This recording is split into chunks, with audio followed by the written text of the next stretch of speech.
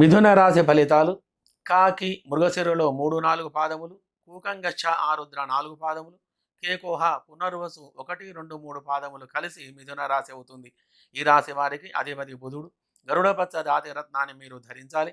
ఎక్కువగా ఆకుపచ్చ మరియు ఎరుపు రంగు వస్త్రాలను ధరించడం మంచిది.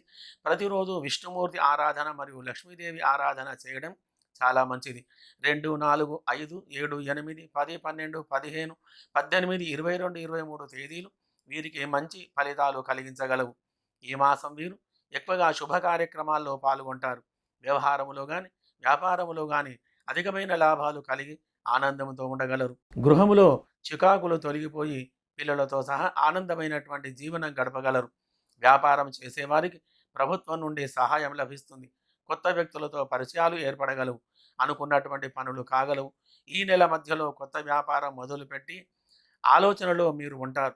నూతన గృహము కానీ స్థలము కానీ కొనుగోలు చేయుట, బంధువుల కలయిక ఎక్కువగా ఉంటుంది. ఎక్కువగా తీర్థయాత్రలు చేయుట, అన్నదాన కార్యక్రమాలు చేయటం వలన సామాజికంలో మంచి గుర్తింపు వస్తుంది. ఎక్కువగా ఆధ్యాత్మికమైనటువంటి కార్యక్రమాలు చేస్తూ ఉంటారు.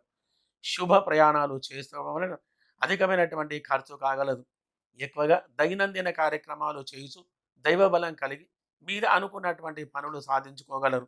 ఇంట్లో పెద్దవారి పట్ల జాగ్రత్తగా ఉండాలి. మధ్య మధ్యలో కొద్దిగా అనారోగ్య బాధలు కలగగలవు. ఎక్కువగా దైవ చింతన చేస్తూ ఉండాలి. విద్యా వైద్య రంగంలో అభివృద్ధి కలిగి ఉంటారు. మధ్య మధ్య ప్రతికూల సమస్యలు రాగలవు. వాటిని ధైర్యంగా ఎదుర్కోవాలి. శుభగ్రహ స్థితి వలన మంచి ఫలితాలు కలిగి సుఖంగా సంతోషంగా ఉండగలరు. 21 రోజులు శివాలయంలో ఆవుపాలు ఖర్జూర పండ్ల రసముతో అభిషేకం చేయించి లేక చేసుకొని శివాలయంలో పుచ్చపండు కర్బూజ పండు దానం చేయడం వలన మంచి ఫలితాలు కలగగలవు. శుభం భూయాత్.